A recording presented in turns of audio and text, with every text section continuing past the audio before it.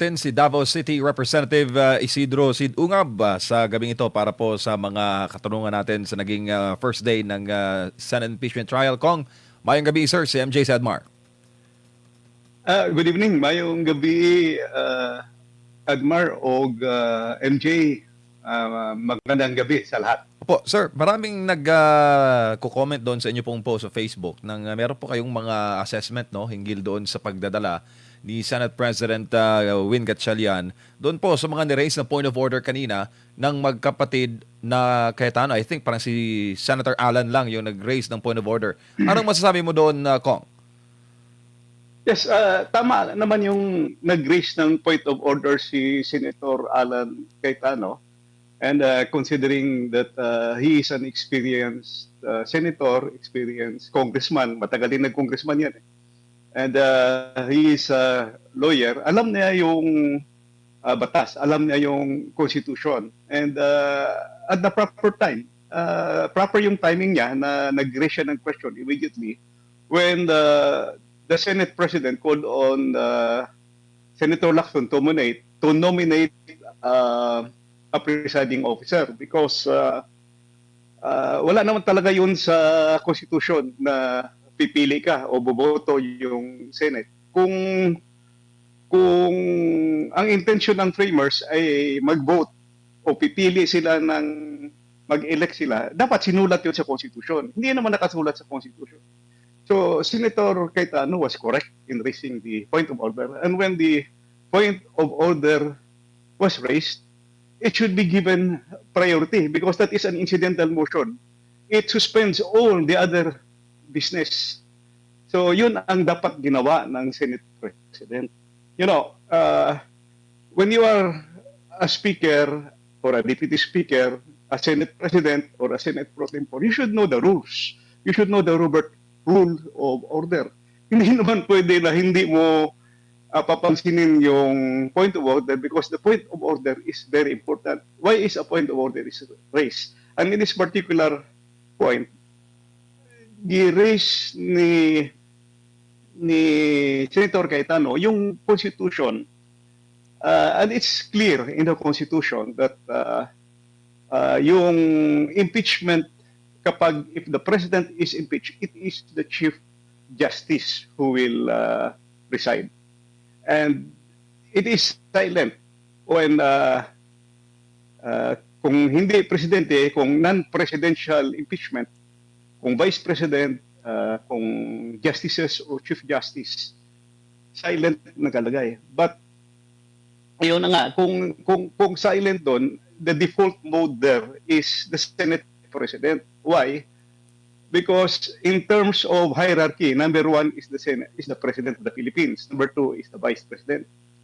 So when the number two is in trial for impeachment, yung number three ang mag-preside, the Senate President.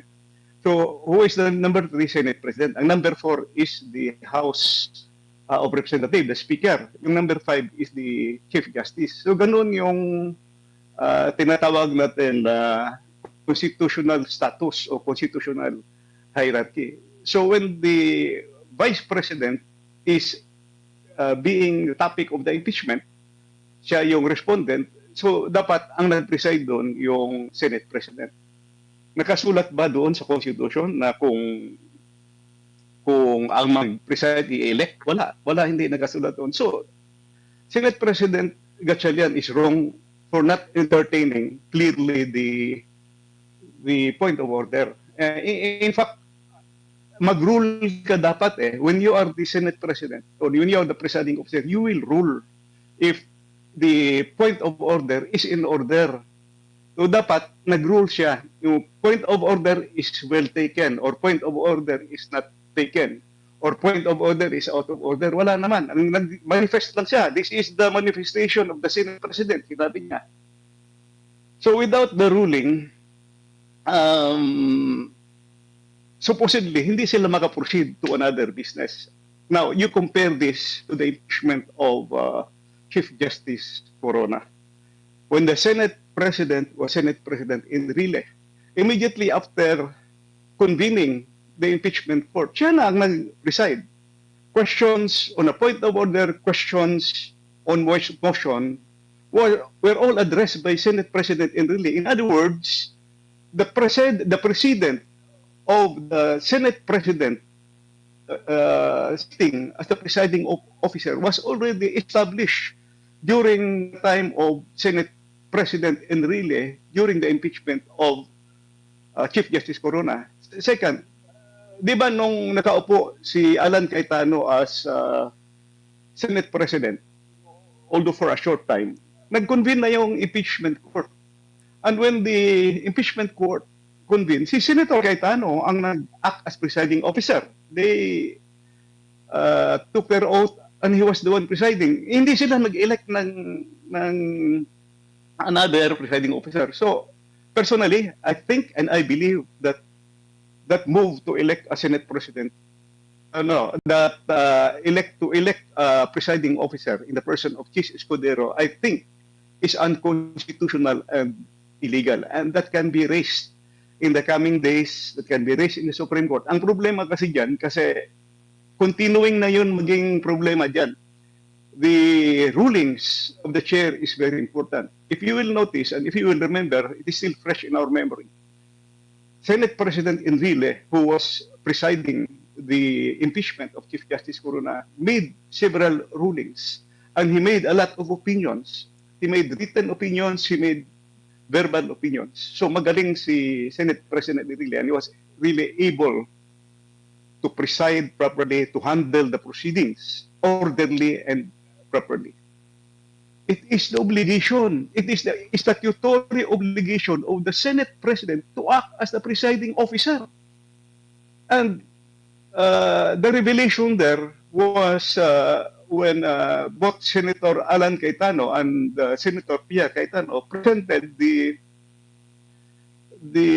proceedings, the deliberations of the Constitutional Convention or Constitutional Commission that drafted the 1987 Constitution. There was a deliberation between Commissioner Christian Monsod and Commissioner Hilario Davide, who became Chief Justice, and he was the one presiding during the impeachment of President Erap Estrada.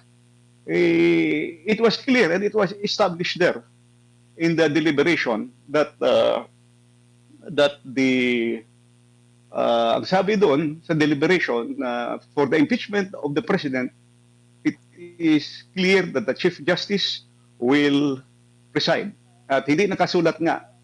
And it is assumed that, ito klaro sa records of the Constitutional Commission, that it is assumed that the Senate President will preside in all other impeachment other than the President.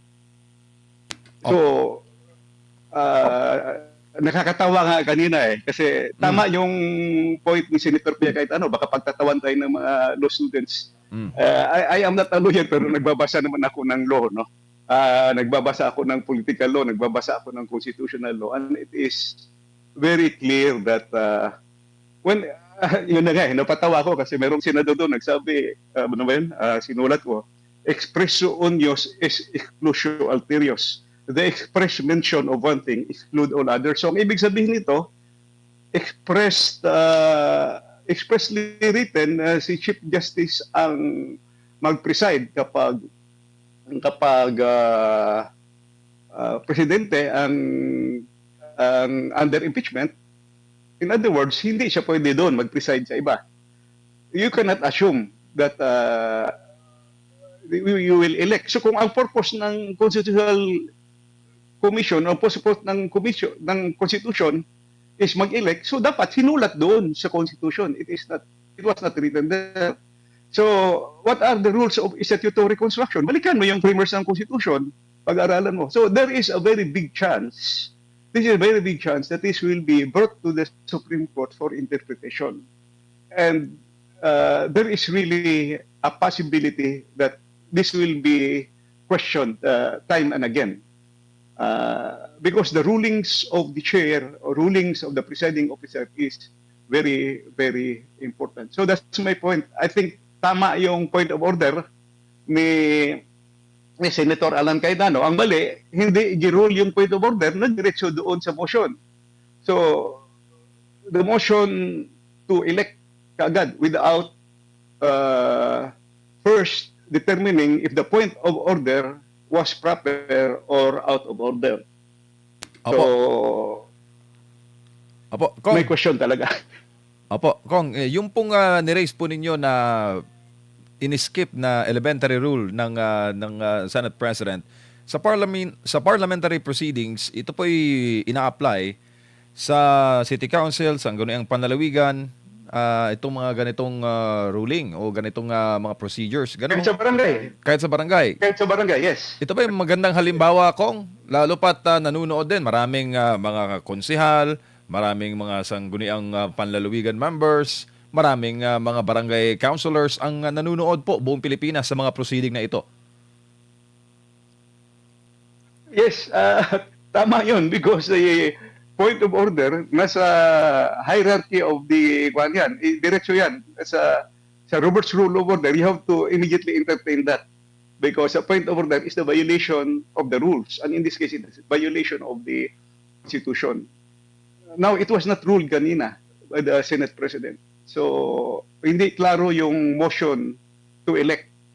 Was it in the proper order o hindi ba proper yung order? So, I think most likely iaakyat talaga for interpretation yan sa Supreme Court kasi mahirap naman na tuloy-tuloy yung may mga questions na pwede lalabas because the chair or the presiding officer rules always, especially in an impeachment proceeding. Presentation of evidence, presentation of the witnesses, precedence of motions, may mga debate dyan. And the ruling of the presiding officer is very important. The presiding officer should be valid and in accordance with the rules and in the Constitution. Now, the question was, yung replacement, I think na-mention yun na pag-usapan din. The amendment to the rules was made last June 3, in which there were only 12 senators present. Question there, was there a proper quorum? Was the resolution to amend valid? So I think there is still a pending case in court there. Hindi naman lalagi correct after yung merong special session last June 17 ba yun? O June, basta June, second week of June, merong special session when they elected a new Senate President in the person of Senate President Win Gatchalian. Dapat di-correct nila doon yung I would say infirmity. Mali. So may malaki talagang question dito. Now, dumating tayo dito ngayon na maraming questions on the constitutionality. It also happened there in the House during the deliberations. Alam mo, itong impeachment do, ang daming infirmities. Sa committee hearing sa House, 55 members of the committee, we were more than 300 congressmen. Only the 55 members of the committee were allowed to ask questions, were allowed to interpolate or cross-examine the witnesses. Kaming mga hindi members, because kami, mga taga Davao, wala kaming membership sa committee. I would say I'm one of the most experienced congressman kasi magpang-anim na termino ko na to. Wala akong komitiba, hindi man ako member sa isang committee. We were told that yung hindi nakapagtanong dito sa committee, doon na kayo sa plenary magtanong. Pagdating sa plenary, I was expecting na makapagtanong kami. We were only given 3 minutes to ask question. No extension. How can you deliberate or how can you absorb properly? How can the member of Congress understand when you are only given 3 minutes to ask question? I have more than 100 pages of questions. 2 page lang yung naitanong ko because I was only given 3 minutes to ask questions. Itong isa pa. I wrote the Committee on Justice. I wrote the Secretary General. Humingi ako ng transcript of records of the proceedings of the committee. nakailang committee hearings yun, 4 or 5 ba, or 6. Kasi I wanted to see, because there was a big difference in the original articles of impeachment submitted by the complainants, and i-consolidate nila doon pagdating sa committee. And the consolidated version, iba na doon sa sinagot ni Vice President Sara Duterte. So, the theory, or for the sake of due process, kung binago mo yung complaint or articles of impeachment, kung binago mo yung facts doon, kasi may dinagdag sila ng mga witnesses doon may dinagdag sila ng mga ebidensya, i-inform mo yung respondent. Because hindi naman pwede dalhin mo doon sa plenaryo na hindi niya alam yung mga dinagdag. So back to the point ko kanina, humingi ako ng copy ng transcript of records doon sa Committee on Justice at saka sa Secretary General. The letter was dated May 9, it was received May 11. Alam niyo kung anong petsa ko na-receive? May 25 or 26. Tapos na yung voting. Tapos na yung voting ng impeachment doon sa House plenary. And again, I was only given 3 minutes. How can a member of the House, in fact, ako lang yata yung humingi ng copy. Dapat it should have been distributed yung transcript of the records of the minutes of the meeting of the committee. Dapat pinamigay yun sa members para ma-absorb mo lahat. Kasi out of the 300 plus members, 55 lang ang members ng Committee on Justice. So doon mo makikita that there was really a big question on the due process. So sana the students or the professors of history will look into this, that there was no proper deliberation, there was no proper due process given to the respondent vice president.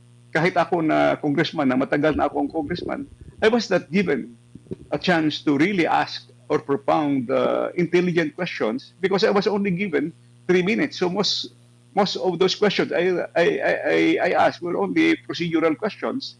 Hindi na ako nakatanong ng substantive questions about the witnesses, about the testimonies, about the figures, the data presented by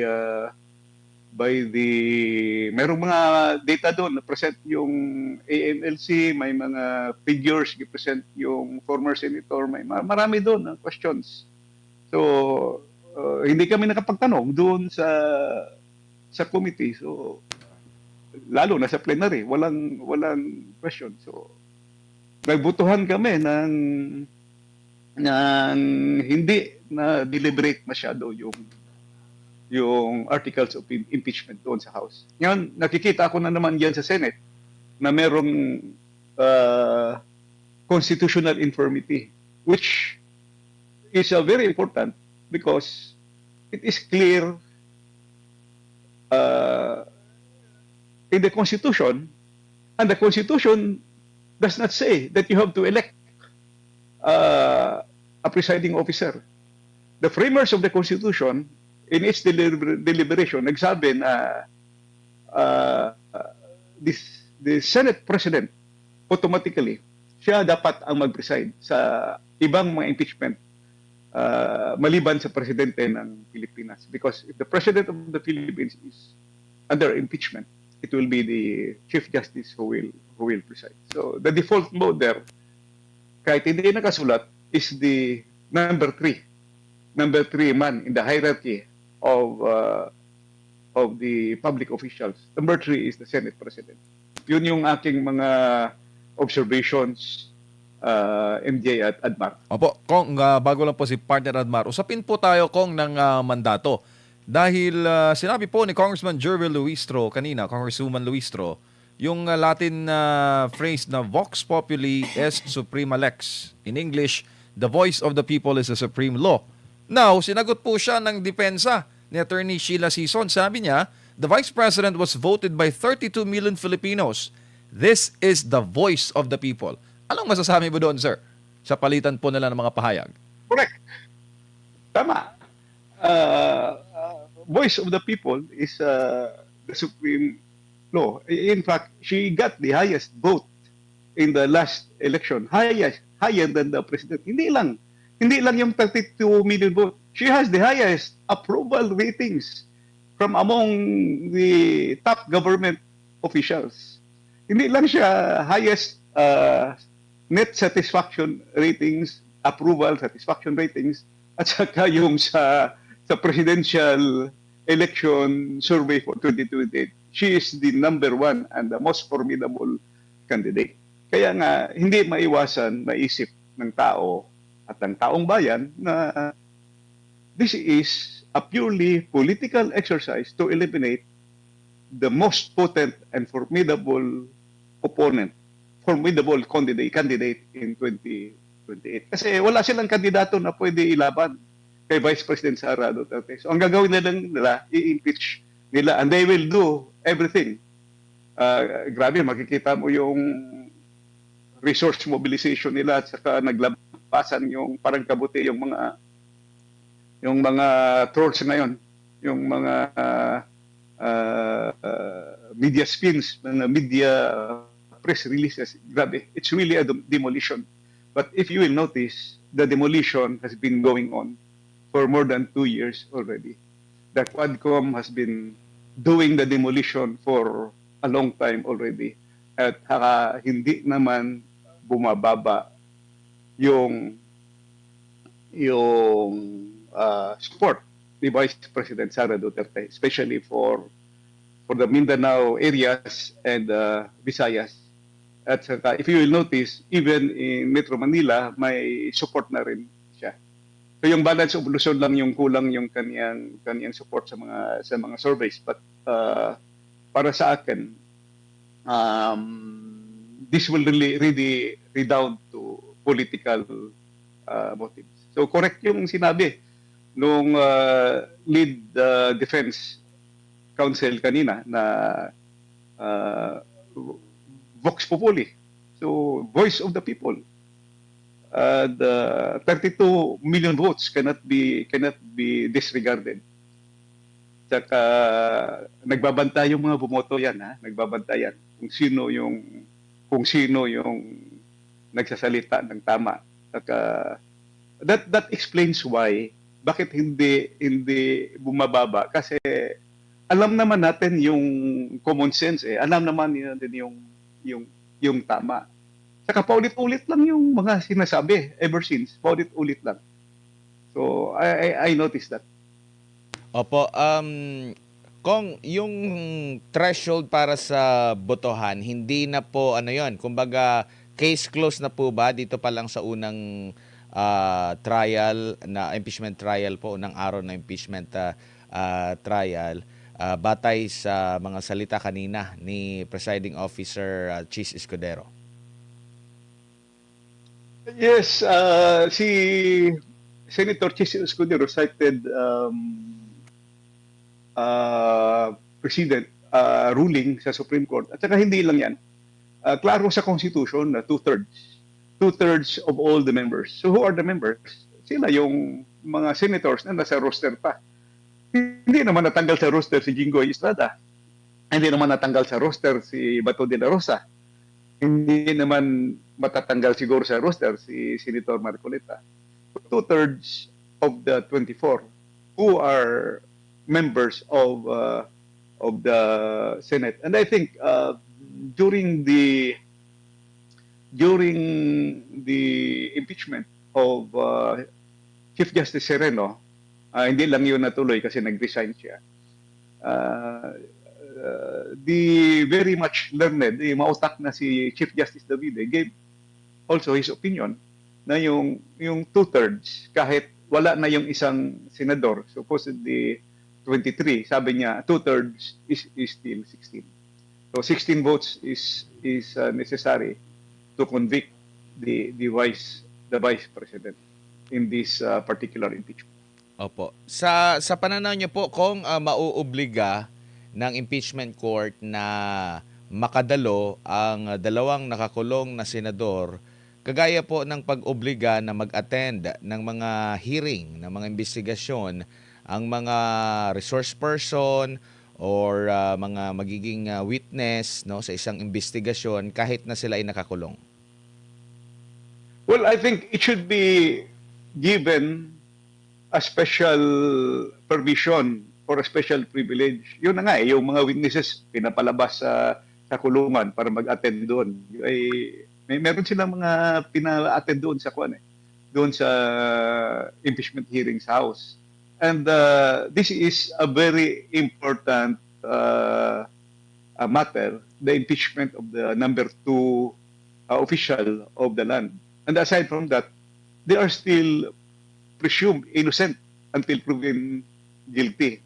So, with all the good intentions, considering na innocent pa nga sila, unless proven guilty, wala pa naman silang ruling. At saka that ruling will still be appealed to the higher court. So kung ako ang tatanungin, yes, why not? They should be able to attend. And the proper petition should be made to the highest court of the land to allow them to attend sessions. Opo. Kung mga ilang buwan na lang siguro mag-uumpisa na rin yung paghimay para sa 2027 national budget na sinasabi nga na ang 1 year before ang mismong araw ng election na budget ay tinagurian ding election budget. Ano po ang makikita nyo po rito? Kasi meron din pahayag ang gobyerno natin na may isasama na ang flood control na pagbabudget for 2027. Sinasabi rin na posibleng umabot ng hanggang unang mga buwan ng 2027 ito pong impeachment trial. Baka hindi mahimay ng husto ng mga lalo na ng mga senador ito po or magiging hamon sa kanila yung pagtiyak na magkaroon ng transparency kasi issue po ito ngayon, lalo kabilang kayo po doon sa nag-question din sa mga previous na mga GAA po natin na congressman. Well, it is very, very important. No, the budget is the most important piece of legislation passed by Congress every year because that involves the operation of the entire government. We call that the budget is the final financial interpretation of the plans and programs of the economic development plan, socio-economic development plan of the government. There was a slowdown ng ating ekonomiya. 3% in the last quarter, 2.8% in the first quarter. Inflation is up.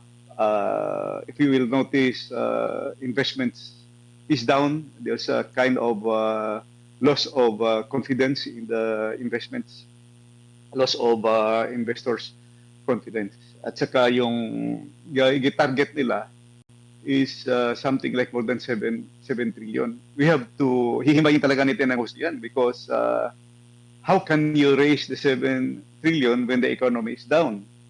The basis for the budget is the GDP growth or the gross domestic product. It is a percentage of the gross domestic product yung tinatawag natin na projected earnings sa BIR, sa Bureau of Customs is very very dependent on the economy. So yung tax collection efforts na gagawin is very dependent on the economic development. When the economy is down, how can you raise your taxes? So magtataka ka bakit naka-project ng 7 trillion when at present binababa na yung projected growth, no? Something like 4% plus na lang. And it is not only the DBCC, Development Budget Coordinating Committee, yung aside from the DBCC, yung international financial institutions and the credit rating agencies have already reduced our growth targets. So kapag mag-reduce ka ng growth targets mo, bumababa din yung tax returns mo. So paano mangyari yan? Aakyat yung budget deficit kung malaki masyado yung projected na budget pero yung yung income mo is very low because of the slowdown in the economy. So para sa akin, how do you reboot? Yun talaga yung solusyon doon sa questions of the corruption. Hanggang walang big fish na makukulong diyan sa flood control anomalies na yan. Yung anomalya sa flood control. Naghahanap pa rin ng tao. Nauna pa yatang nakulong si Kong Marcoleta at saka si former Congressman Defensor. So kailangan natin yung honest to goodness, seryoso na pag-address sa corruption problem sa ating bansa. Congressman, dagang salamat sa imong oras ug higayon. Sa ulitin po, amping sa kanunay. Thank you, sir. Yes, daghang salamat po. Thank you for the time to express my views and opinions on the